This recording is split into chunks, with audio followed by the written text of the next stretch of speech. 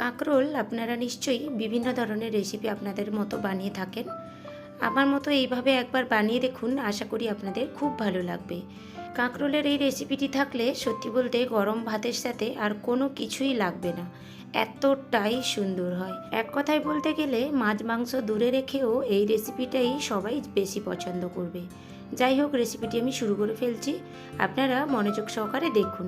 আর ভালো লাগলে ছোট্ট করে একটা লাইক দিয়ে সকলের সাথে শেয়ার করার অনুরোধ রইল। তবে আমি রেসিপিটি শুরু করছি। আমি এখানে 5টার মতো কাঁকরোল নিয়েছিলাম, আর কাঁকরোলগুলো হালকা একটু হলদে ভাব ধরে গেছিলো। আমি ওইগুলোকে দিয়েই রেসিপিটি তৈরি করব। আর এই কাঁকরোলগুলোকে আমি সুন্দর চাকা চাকা করে কেটে নিয়েছি। আর ভেতরে দানাগুলো একটু শক্ত হয়ে গেছিলো।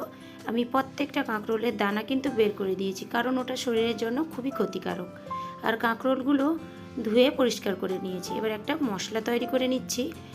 তার জন্য একটা বাটি নিয়েছি, আর এই বাটিতে আমি 1 টেবিল স্পুনের মতো দিয়ে দিলাম একটা ভাজা মশলা, আর দিয়ে দিলাম হাফ টিস্পুনের মতো ধনে গুঁড়ো, আর হাফ টিস্পুনের মতো জিরে গুঁড়ো, আর দিয়ে দিলাম 1/3 টিস্পুনের মতো হলুদ গুঁড়ো, আর হাফ টিস্পুনের মতো দিয়ে দিলাম লঙ্কার গুঁড়ো। লঙ্কার গুঁড়োটা আপনারা ঝাল অনুযায়ী একটু বুঝে দিয়ে নেবেন। আর হাফ টিস্পুনের মতো দিয়ে দিলাম চিনি, আর দিলাম স্বাদ মতো একটু লবণ। এবার চিনিটা যদি খেতে না চান তাহলে আপনারা স্কিপ করে দেবেন, দেওয়ার দরকার নেই, কারণ কাঁকরোল এমনিতেই একটু মিষ্টি ভাব হয়। আর যেহেতু কাঁকরোলগুলো হালকা একটু হলদে ভাব ধরে গেছিলো, তার জন্য আমি একটু চিনি অ্যাড করলাম। এবার সমস্ত গুঁড়ো মশলাটাকে খুব ভালো করে মিক্স করে নিয়ে আমি এবার সাইডে রেখে দিলাম। এবার গ্যাসে একটা ফ্রাই প্যান বসিয়ে দিয়েছি।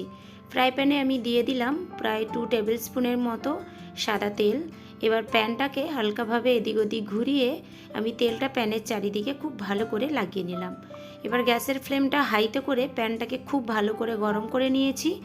এবার আমি যে কাঁকরোলগুলো চাকা চাকা করে কেটে ধুয়ে পরিষ্কার করে রেখেছিলাম, ওগুলো আমি অ্যাড করে দিলাম। আর দিয়ে দিচ্ছি স্বাদ মতো লবণ। লবণটা আপনারা যে যেমন কোয়ান্টিটি নেবেন ওই হিসেবে বুঝে অ্যাড করে নেবেন। আর দিয়ে দিলাম সামান্য একটু হলুদ গুঁড়ো। এবার লবণ আর হলুদ গুঁড়োটা দিয়ে আমি খুব ভালো করে নেড়ে চেড়ে মিক্স করে নেব।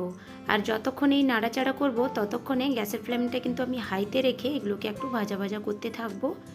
খুব ভালো করে লবণ আর হলুদটাকে লাগিয়ে নিতে হবে, কারণ হলুদটা ওপরে দেওয়ার ফলে যেখানে সেখানে ডালা পাকিয়ে থেকে যেতে পারে, তার জন্য খুব ভালো করে নেড়ে চেড়ে মিক্স করে নিতে হবে। আর চাইলে আপনারা এই প্রসেসটা থালাতেও করে নিতে পারেন, হলুদ আর লঙ্কার গুঁড়োটা লাগিয়ে নিতে পারেন খুব ভালো করে নেড়ে চেড়ে কাঁকরোলগুলোতে হলুদ আর লবণটা খুব ভালো করে লাগিয়ে নিয়েছি।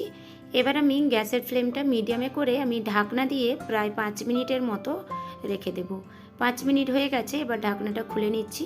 দেখুন কাঁকরোলগুলো খুব ভালোভাবে মজে গেছে এবং সেদ্ধও কিন্তু হয়ে গেছে। আর যেহেতু গ্যাসের ফ্লেমটা মিডিয়ামে ছিল, তো সেদ্ধ হতে হতেও দেখুন নিচে খুব ভালোভাবে লাল লাল হয়ে ভাজা হয়ে গেছে। এবার খুব সাবধানে এইভাবে নাড়াচাড়া করতে হবে, কারণ ভালোভাবে সেদ্ধ হয়ে গেছে। একটু বেশি নাড়াচাড়া করলে ওই চাকা চাকা ভাবগুলো আর থাকবে না, ভেঙে যেতে পারে। তার জন্য খুব সাবধানে নেড়ে চেড়ে আমি প্রায় 3 থেকে 4 মিনিটের মতো আমি কাঁকরোলগুলোকে একদম নেড়ে চেড়ে ভাজা ভাজা করে নেব। আর তবুও দেখুন আমি নাড়াচাড়া করতে করতে কিছুটা পরিমাণ ভেঙেও যাচ্ছে, কিছু করার নেই, অনেকটা পরিমাণ সেদ্ধ হয়ে গেছিলো তার জন্য। এবার নেড়ে চেড়ে দেখুন আমি সমস্ত কাঁকরোলগুলো কিন্তু একদম লাল লাল করে ভেজে নিচ্ছি। এবার একটু প্যানটা ধরে উল্টে নিয়ে ওপর নিচ হয়ে আছে ওগুলোকেও ভাজা করে নিলাম।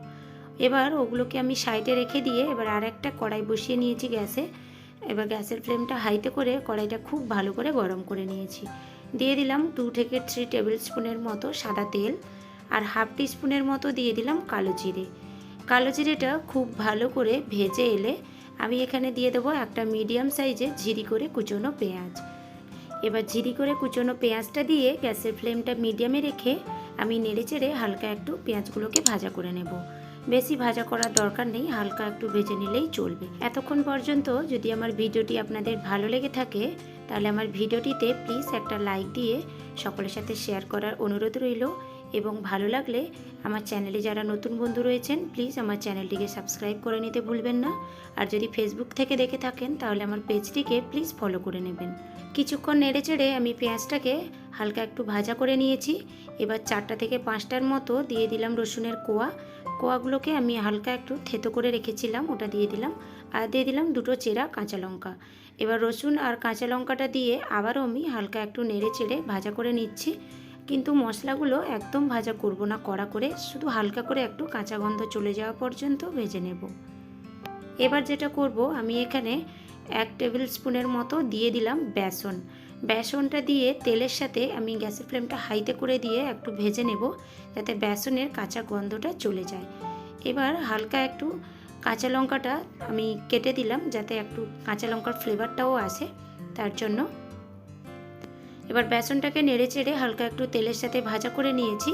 এবার এই পর্যায়ে আমি 1 টিস্পুনের মতো দিয়ে দিলাম আদা রসুনের পেস্ট।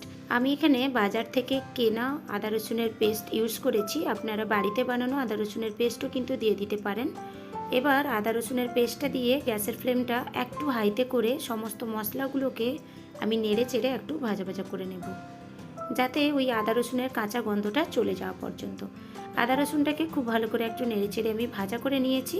এবার আমি যে বাটিতে একটা মশলা তৈরি করে রেখেছিলাম, সবার প্রথমে ওই মশলাটা থেকে আমি আধা অংশ দিয়ে দিলাম। এবার ওই মশলাটা দিয়ে আবারও আমি নেড়ে চেড়ে প্রায় 1 মিনিটের মতো সমস্ত মশলাগুলোকে একটু ভাজা ভাজা করে নেব। সমস্ত মশলাগুলোকে আমি নেড়ে চেড়ে ভাজা করে নিয়েছি।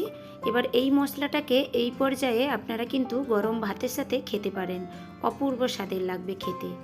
মশলাগুলো খুব ভালো করে নেড়েচেড়ে ভাজা ভাজা করে নিয়েছি, আর দেখুন মশলা থেকে তেলটাও ছাড়তে শুরু করেছে। এবার এই পর্যায়ে আমি অ্যাড করে দেব ভেজে তুলে রাখা কাঁকরোলগুলো। ওই কাঁকরোলগুলো যে ভেজে তুলে রেখেছিলাম আগে থাকতে, ওগুলো আমি অ্যাড করে দিলাম। এবার গ্যাসের ফ্লেমটা আমি মিডিয়ামে করে প্রায় 2 থেকে 3 মিনিটের মতো নেড়ে চেড়ে সমস্ত কিছুকে আমি খুব ভালো করে কাঁকরোলের সাথে মিক্স করে নেব। আর এইভাবে নেড়ে চেড়ে মিক্স করতে করতে আমি কাঁকরোলগুলোকেও খুব ভালো করে রান্না করে নিলাম এবং পুরো একদম ভাজা ভাজাভাবে করে নিয়েছি। এবার এই পর্যায়ে আমি একটা মিডিয়াম সাইজের কুচনো পেঁয়াজকে আবার আমি ওপর থেকে অ্যাড করে দিলাম। আর এই কুচনো পেঁয়াজটা দেওয়ার পরে দিয়ে দিলাম বাকি যে মশলাটা আমি হালকা একটু বাঁচিয়ে রেখেছিলাম, ওটা দিয়ে দিলাম। এবার দিয়ে দেব সামান্য একটু বিট লবণ। বিট লবণের পরিবর্তে নর্মাল লবণ কিন্তু দেবেন না, বিট লবণটা দিলে খেতে কিন্তু বেশি ভালো লাগবে, বেশি টেস্টটা কিন্তু আসবে। এবার বিট লবণটা দিয়ে আমি খুব ভালো করে নেড়ে চেড়ে আবারও প্রায় 1 থেকে 2 মিনিটের মতো গ্যাসের ফ্লেমটা স্লোতে করে একটু নেড়ে চেড়ে ভাজা ভাজা করে নেব। দেখুন খুব ভালোভাবে কিন্তু ভাজা ভাজা হয়ে গেছে, আর কালারটাও কত সুন্দর এসছে দেখুন। আর পেঁয়াজগুলো হালকা একটু কাঁচা কাঁচা গোটা গোটা রয়েছে, ওগুলো খাওয়ার সময় খুব ভালো লাগবে খেতে। রেসিপিটি সম্পূর্ণভাবে রেডি হয়ে গেছে, আর বেশি কিছু করার দরকার নেই। এবার গ্যাসের ফ্লেমটা বন্ধ করে এবার গরম গরম একটু সার্ভ করে দেব। দেখুন বন্ধুরা, দেখতে খালি কতটা লোভনীয় হয়েছে, খেতে কিন্তু অপূর্ব সুন্দর হয়। আর গরম গরম ভাতের সাথে সত্যি বলতে যদি এই পদটা থাকে কাঁকরোলে, গরম ভাতের সাথে আর কিছুই লাগবে না, এটা পুরো গ্যারান্টির সাথে আমি বলতে পারি। তবে আর দেরি না করে আমার মতো এইভাবে কাঁকরোলের রেসিপিটি আপনারা বাড়িতে বানিয়ে ফেলুন, আশা করি আপনাদের খুব ভালো লাগবে। আজকের আমার রেসিপিটি আপনাদের কেমন লেগেছে আমাকে কমেন্ট করে অবশ্যই জানাবেন, আর ভালো লাগলে ছোট্ট করে একটা লাইক দিয়ে আমার রেসিপিটাকে শেয়ার করে দেবেন। তবে আজকের মতো বিদায় জানাচ্ছি, দেখা হচ্ছে নতুন কোনো একটি রেসিপির সাথে। সবাই খুব ভালো থাকবেন।